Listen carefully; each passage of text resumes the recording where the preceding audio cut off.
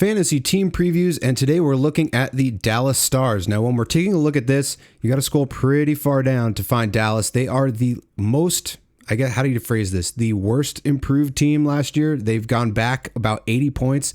What this metric is a combined rating of their top 12 forwards and their top 60. Last year, they were very good. This year, they've lost quite a bit. So when we look at the additions and subtractions, out the door, if I'll pull it down properly, is Mason Marchment, Mikhail Granlund, Evgeny Dadonov, Cody Ceci, Matt Dumba, Brendan Smith, Matej Blumel, who I didn't know existed until a couple days ago when I did the Boston preview. In is Radek Faksa back with Dallas. You got Sam Steele, Petrovic, Lyubushkin, and I'm not even sure if this guy played last year, but Artu Huri. I can't pronounce that properly, but if I did a decent job, let me know in the comments. Their team defense should be relatively decent, 54, 55 percentile. So that should bode well for Jake Ottinger, who we'll get to in a second. But obviously, they've lost a little bit of offensive punch. When we take a look at their line combinations, it should still be a lot of the same up front. Robertson, Hintz, you have Mikko Rantanen there now. He's not listed as an addition because he was there at the end of the season last year, but really wasn't hitting his form until the playoffs. You've got Duchesne, Johnston, Sagan. That should be an excellent second line. You've got Ben, Steele, and Bork. This is an interesting file, Maverick Bork. Then you've got Oscar Bach, Radek Faksa, and Colin Blackwell, who look pretty decent in the playoffs in a small sample size. On D, you've got Lindell Heiskanen, you've got Harley Lyubushkin, and then Bischel and Lundqvist. Bischel came up last year, was very fantasy relevant for hits. So when we take a look at who the fantasy relevant forwards are, you know what you're going to get out of some of these guys. But in terms of Mikko Rantanen, you've always gotten this out of him, point or over a point per game, 1.07 points per game, 88 points in 82 last year. And that was with a lot of change. He had gone from a team he's been with his entire life, went to Carolina for a couple weeks, then went to Dallas, a lot going on in his life, and he was still very productive. So I could see him improving on this next year, especially if he can find some chemistry with Roope Hintz or any of the guys that they have in their top six. But everything you would expect from Rantanen is there in his file: shot volume, power play, everything. When it comes to Jason Robertson, even though the narrative has been that he's kind of had a down year, he's not, wasn't invited to Team USA last year, he's still close to a point per game player, 80 points in 82, 35 goals. That's not bad. And 2.57 shots per game. Maybe he's not a second rounder anymore, but if you can get him fourth round plus, fifth round plus in your 12-team league draft, that would be value. And 19 power play points, you know what you're going to get on the power play from him. He had a really good second half, so that kind of made up for a little bit of a lackluster first half. Wyatt Johnston had a great year 2 years ago. Last year, he follows it up with a pretty good year in his own right. 71 points in 82 games, 33 goals, 25 power play points. It's almost like he just entered the league as a veteran, and he's not necessarily still seen as a younger player, or maybe he kind of is, but he produces like a vet in terms of his overall offensive metrics. I'd like to see a little bit more peripherals because he does have that in him, but with all of that said, 2.5 shots per game, power play numbers, 25 on the power play is excellent. 93rd percentile in terms of point per game. Then you also have Roope Hintz. He's going to center that top line. These are a little bit underwhelming numbers just based on last season, 67 points in 76 games, 20 power play points, but you're seeing the same basic file in every one of these guys. All of these point per game, goal per game, assists, shots, power play, all really high, hits and blocks kind of low. Sagan had a small sample size last year, but he was over a point per game, 21 points in 20 games. Excellent. He was center right wing dual eligible, really good shot volume. Power play numbers were okay, but not great. So he's maybe not going to get the power play time, especially there's only 5 guys that can roll out on power play 1. And you just saw all of the other 4 offensive forwards that would be on that. But power play 2 is looking pretty good as well with Sagan. You also have Matt Duchesne. He was a point per game guy, 82 points in 82 games, staying completely healthy. 30 goals. This is an excellent file from Matt Duchesne. I'd like to see a little bit more shot volume to make him a little bit more complete, but there's not much more you can ask of a veteran forward who's dual position eligible. Basically, everybody that we just went over is a guy you could or should draft in your 12-team league draft. None of these guys are waiver guys to start the season in my book. Occasionally, you will find Sagan and Duchesne on the waiver wire. Jamie Benn is a kind of fringe guy, 49 points in 80 games. Nothing crazy here to make him super fantasy valuable. The hits are okay, but everything else is kind of mid when you compare it to everybody else in their top 6.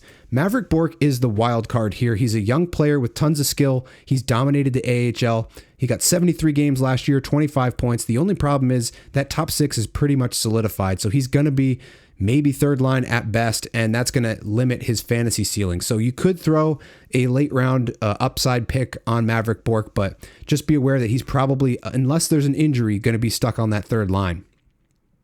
In terms of their D, this is something that I thought about in the immediate aftermath of last season. Is Thomas Harley their power play quarterback now? 15 power play points, 50 total points, 16 goals. He kind of had a coming out party last year. In the Four Nations, looked excellent against the best in the entire NHL. Some of the best that Team Canada and Team USA have to offer. He looked completely at home, didn't look out of place at all. This is an excellent file. The blocks are pretty good. Power play shots, assists, point per game, all pretty good, but you still do have Miro Heiskanen there. I mentioned you should fade him because I believe that Harley is going to be the power play one guy, but that means you could get Heiskanen at incredible value. And when I went over this in the category league video, you want to find those power play quarterback guys who have fallen in narrative, or the guys who are going to be a little bit less sexy to pick, and try to scoop them up around the 10th round range. That seems to be the sweet spot for finding those golden gems in the late rounds of the draft that come and become league winners. You want to find those guys that have a narrative issue. This is exactly that. Miro Heiskanen, it appears as though, has lost PP1. So if you can find him at value, 92nd percentile in blocks, really decent shot volume. The power play points have been there occasionally in the past, but he's not always that elite level power play guy. So maybe he gets that power play one back and he's motivated to keep it. Who knows? But 83rd percentile in assists is pretty good as well. Now, I also wanted to talk about Liam Bichsel. I mentioned him for hits, 4 hits per game, 38 games played, small sample size, but he was hitting everything that moved, trying to stay in the lineup, and he did just that. He's kind of cemented in on that third pair right now with Niels Lundqvist. So this is an excellent hitting specialist, which you should probably pick up 14th, 15th, 16th round if you're even going to draft him. I wouldn't draft him. I'd pick him up off the waiver wire if you're in need of hits. Outside of that, there's not a whole lot of other value on their blue line, but we just went over probably 8 to 9 guys that are fantasy ownable from this team. So even though they did regress, they are still a really good team for fantasy. Now, when we take a look at their goaltending, Jake Ottinger, it's been more of the same. 98th percentile in wins, 36 wins last year in 56 games. You're probably going to see more of that this year. Dallas should be a really competitive team in the Central Division. Total save volume, 92nd percentile, excellent there because the team defense is good, but it's not great. So they're not limiting shots to the point where he's getting 25 a game and his save percentage goes down, but they're also kind of insulating him from the high danger stuff. So that's exactly what you want to see. 912 save percentage, 2.5 goals against, excellent numbers there.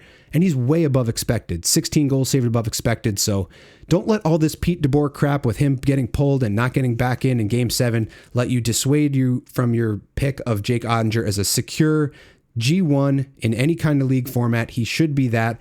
I wouldn't pay a huge premium on goaltending in general, but if you can find him after the first 40 guys are off the board, I would feel pretty safe and confident picking up Ottinger. If you look at his trend, he's done nothing but go up every single year incrementally. So it's not been a huge spike and then a return back to form. It's been a nice steady incline this entire time.